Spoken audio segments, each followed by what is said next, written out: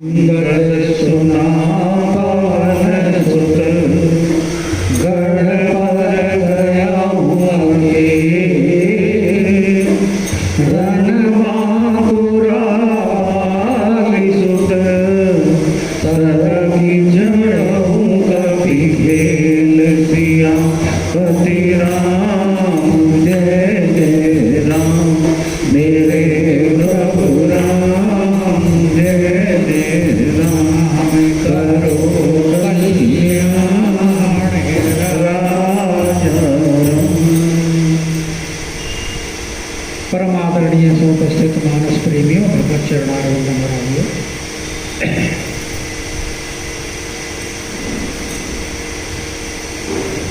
प्रथम युद्ध दिन का युद्ध प्रारंभ हो चुका है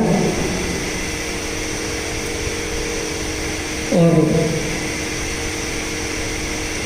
युद्ध गहन से गहनतम होता जा रहा है।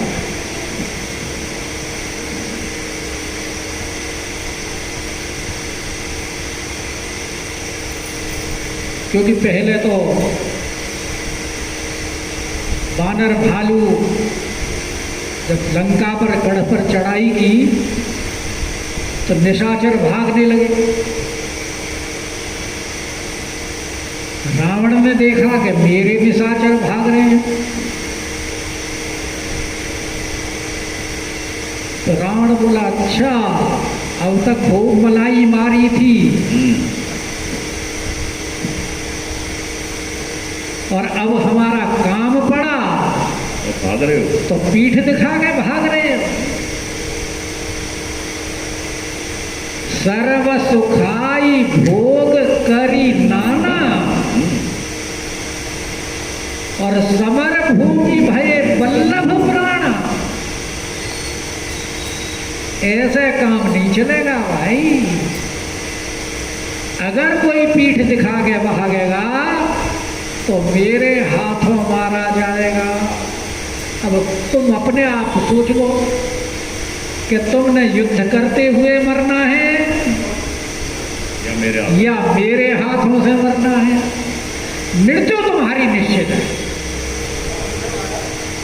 तुम सोचते हो कि यहां से भाग के घर में जाकर छुप जाए, इम्पॉसिबल, संभव नहीं है। मरना तो है, कहीं भी मरो मरना तो पड़ेगा, कहीं भी मरो। जब माल पुआ खाए हैं तो उनका कर्ज तो उतारना पड़ेगा।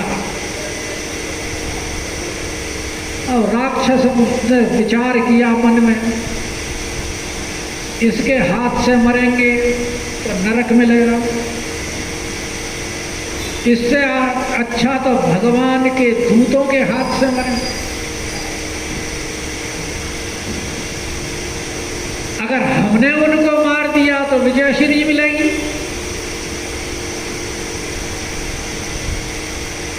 और खुद मर गए तो स्वर्ग मिलेगा, प्रभु के सन्मुख रहेंगे। अर्जुन को भी तो भगवान कृष्ण ने गीता के दूसरे अध्याय में यही समझाया था कि क्षत्रिय है तू, कायरपने की बात मत कर। क्षत्रिय स्वभाव से युद्ध तो तेरा कर्म है,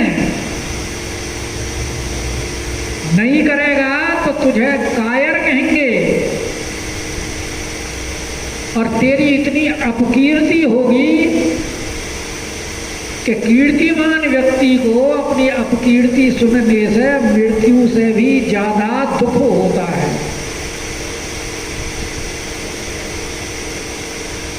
अब तू उनके मुंह से अपनी अपकीर्ति सुनना चाहता है या युद्ध करना चाहता है? और युद्ध करने में तेरे को दोनों तरफ से लाभ है, क्योंकि एक तो क्षत्रिय धर्म का पालन करेगा, मर गया तो स्वर्ग मिलेगा, और अगर विजयश्री मिली तो भूमंडल का राज करेगा। अब निशाचरों ने भी यही विचार किया, हालांकि उस जमाने में गीता थी नहीं, पर यह विचार सनातन है।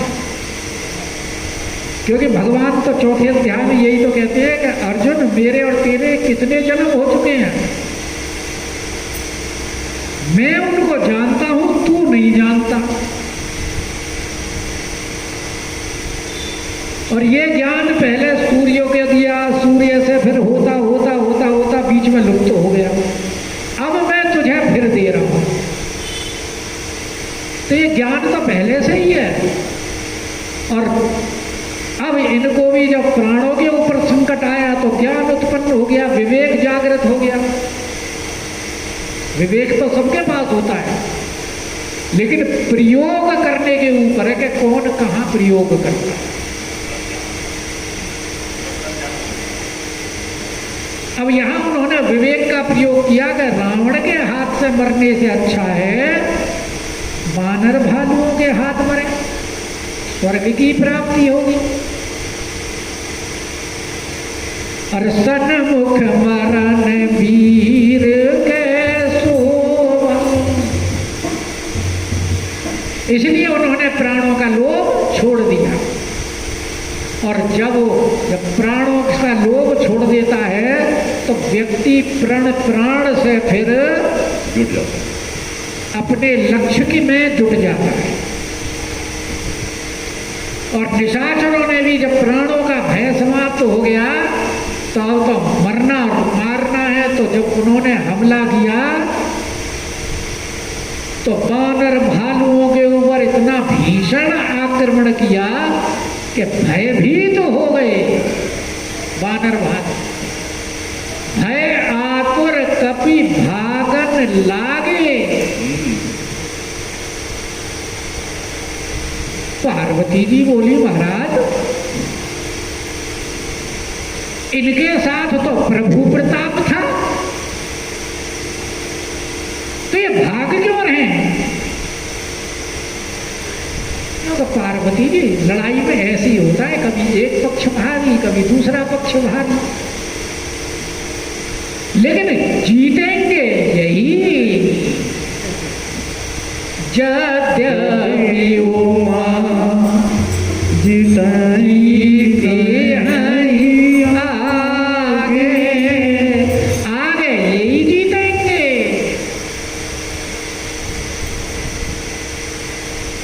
और जब भागे तो उनके ऊपर संकट उपस्थित हुआ तो अब पुकारने लगे। कोई अंगद को पुकार रहा है, कोई हनुमान को पुकार रहा है, कोई नल नील को पुकार रहा है। क्योंकि हनुमान जी तो हैं पश्चिम द्वार पर, अंगद जी हैं दक्षिण द्वार पर, नल नील हैं पूर्व द्वार पर।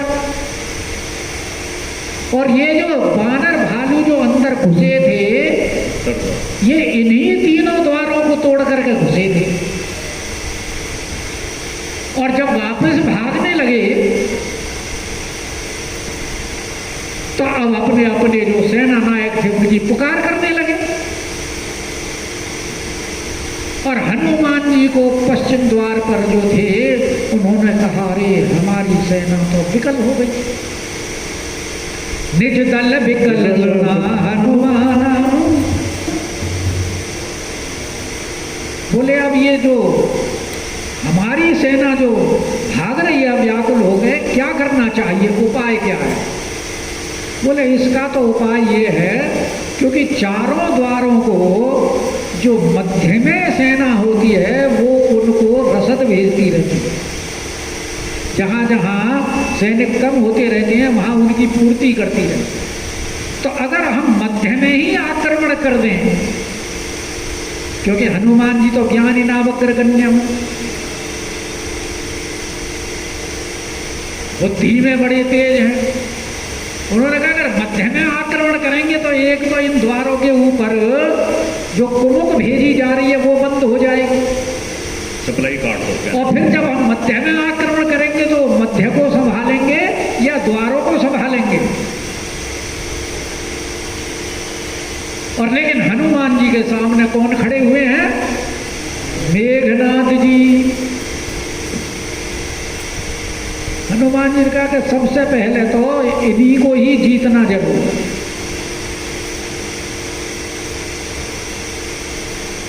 तो अब हनुमान जी के पवन तने भाव मन भाति क्रोधा और गरजेऊ प्रबल काल सम जोधा। काल के समान गर्जना की हनुमान जी, क्योंकि अब जल्दी का काम है ना, इसलिए क्या किया उन्होंने, लंका के ऊपर कूद लंक गढ़ ऊपर आ गई गिरि मेघनाथ कर धाओ। मेघनाथ जो प्रबल शत्रु था उस समय,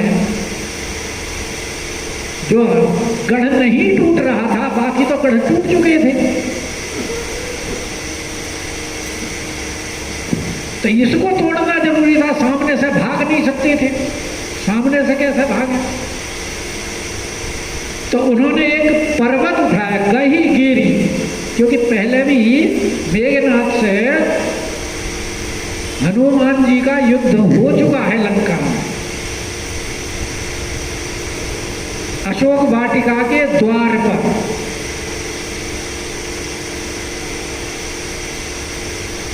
लेकिन वहां उन्होंने अति विशाल तरु एक उपारा,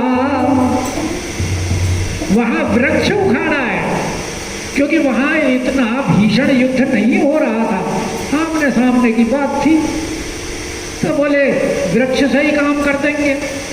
लेकिन यहां तो क्योंकि आगे फिर और लोगों की सहायता के लिए जाना है, इसलिए अब की बार गही गिरी मेघनाथ कहूं धावा, और पर्वत उठा करके और जो पटका है रथ के ऊपर, तो भंजेऊ रथ सारथी विपाता, रथ भी तोड़ दिया, सारथी भी मार दिया, सारथी को भी निपटा दिया। जबकि वहां उस अशोक वाटिका वाले युद्ध में सारथी के मरने का वर्णन नहीं है, वहां तो लिखा है अति विशाल तरु एक उपारा विरथ कीन लंकेश कुमार, रथ विहीन कर दिया है, और मुठिका मारी चढ़ा तरु जाई, ताई एक क्षण मुरझाई। तो वहां तो हनुमान जी ने मुठिका मारी, बोले यहाँ मुठिका मारने से काम नहीं चलेगा, चलेगा भाई, यहाँ पड़ेगा, करना ही पड़ेगा, क्योंकि मुठिका मारूंगा तो फिर एक क्षण में फिर उठ जाएगा, और या इसको तो ऐसी चोट पहुंचानी है जो ये लंका में वापस चला जाए, तभी तो मैं बीच में औरों की सहायता कर पाऊंगा। इसलिए ताहिर्दय महु मारे सी लाता, ऐसी लात मारी, ऐसी लात मारी कि मेघनाथ जी महाराज चारों खाने चित, निकलो, और होश नहीं कहाँ है। और जो दूसरा वहां जो सारथी विद्यमान था, ये तो सारथी मार दिया, दूसरे ने देखा अरे ये तो मेघनाथ जी को इसने तो मूर्छित कर दिया, और कहीं ऐसा ना हो कि ये मेघनाथ जी को बांध के ले जाए।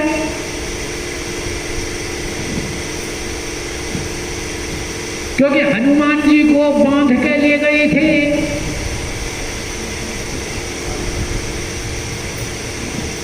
और हनुमान जी ने कहा भी था कि जिन मोहि मारा ते में मारे, ते ही पर बांधे तने तुम्हारे।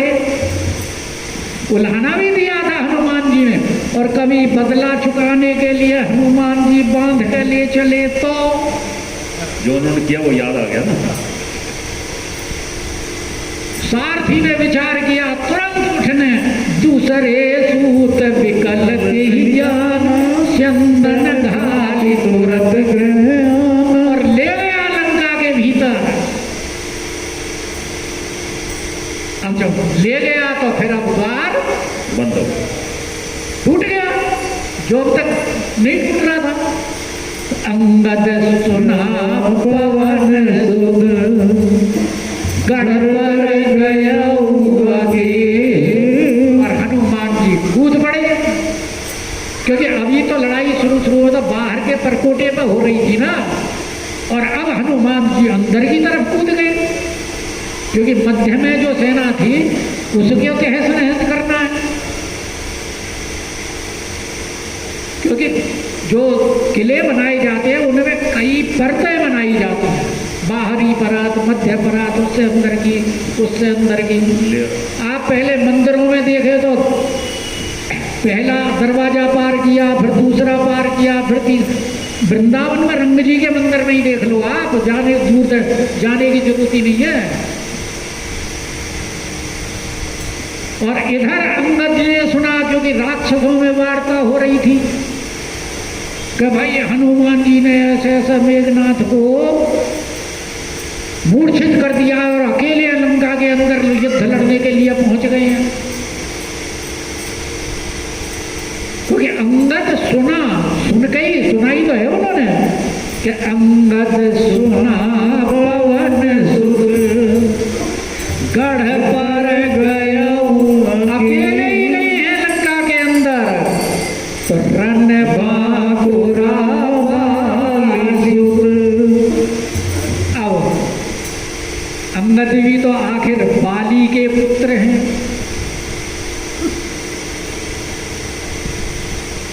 बाली रिपु बल सहे न पारा। जैसे बाली रिपु के बल को नहीं सह सकता था, ऐसे ही अंगद कैसे सहे, और रण बांकुरे तो ये है ही है, ऊपर से बाली सुते हैं।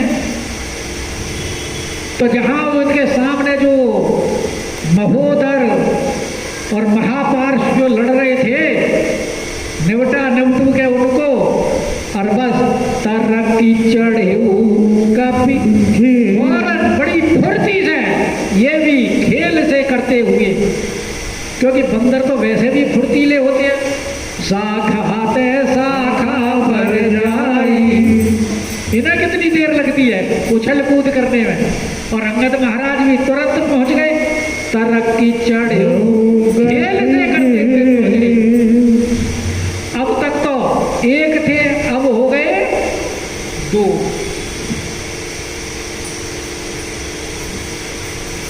और युद्ध विरोध क्रुद्ध बंदर,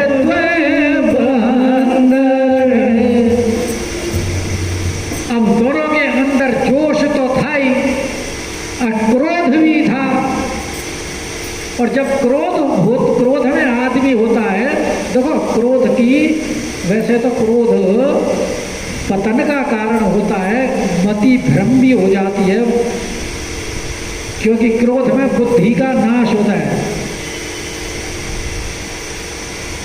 लेकिन एक विशेषता है क्रोध में कि सारी इंद्रियों की शक्तियों को एकत्रित करके एक जगह इकट्ठी कर दिया,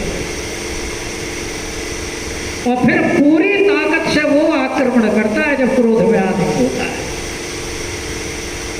और यहाँ ये दोनों को भी क्रोध है कि अच्छा हमारे बानर भालुओं को और निशाचर कैसे मार सकते हैं, कि युद्ध विरुद्ध क्रोध दो बानर, एक तो क्रोध और दूसरा राम प्रताप सुमरी।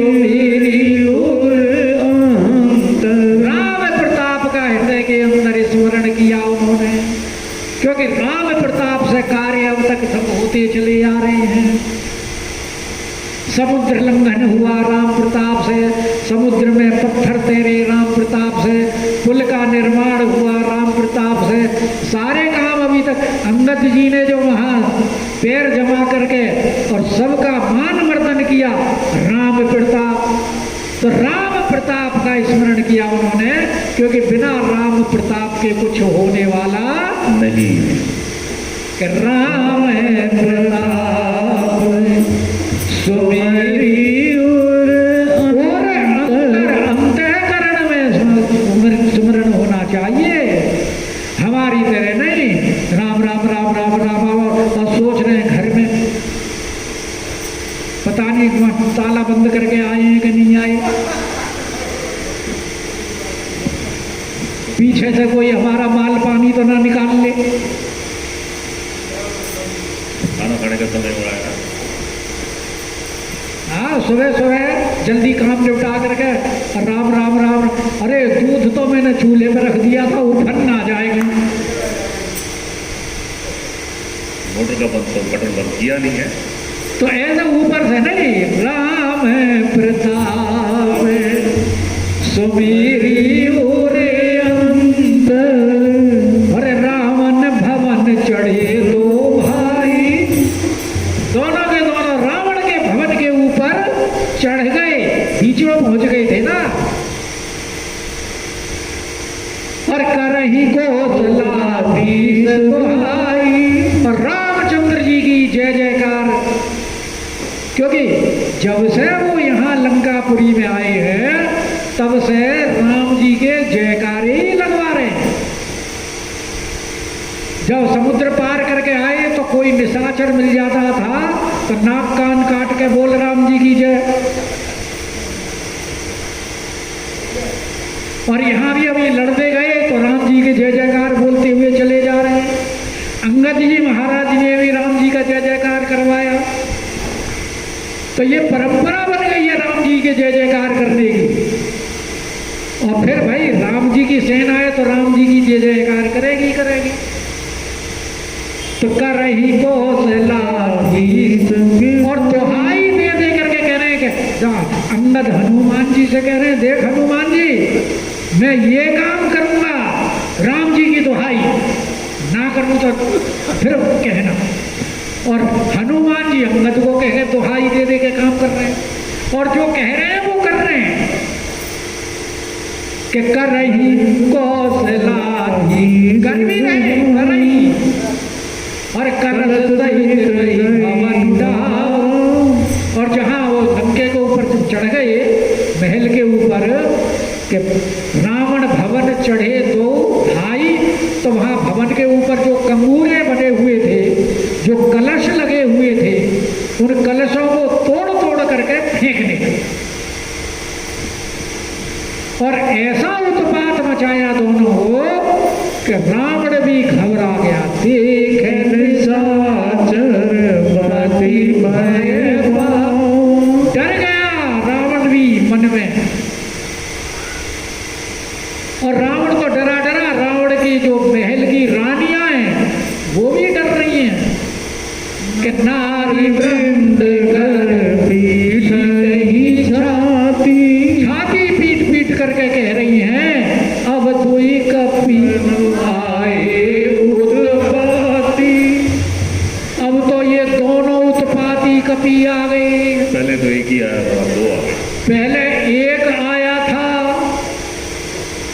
उसने अशोक वाटिका उजाड़ दी, रावण का पुत्र मार दिया, सारी लंका जला करके चला गया, और 1/4 सेना समाप्त कर दी।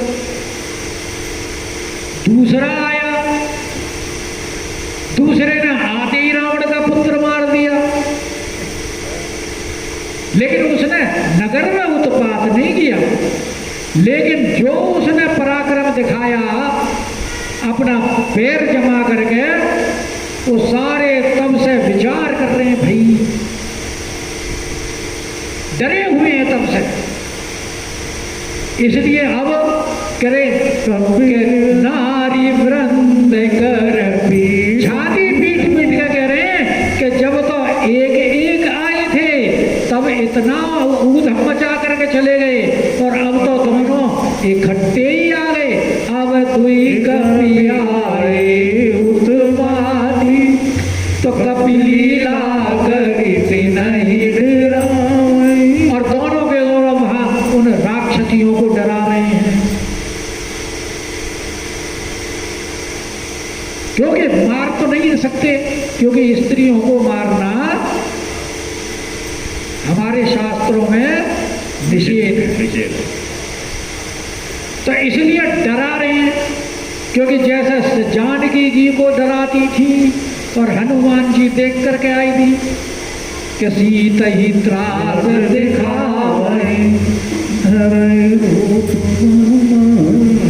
जैसे जानकी जी को वह डरा दी, ऐसे ही ये भी नाना प्रकार से कभी ये करके, कभी आंख निकाल करके, कभी जैसे झपट्टा मारेंगे, इस तरह से उन स्त्रियों को डरा रहे हैं। और वो कह रही हैं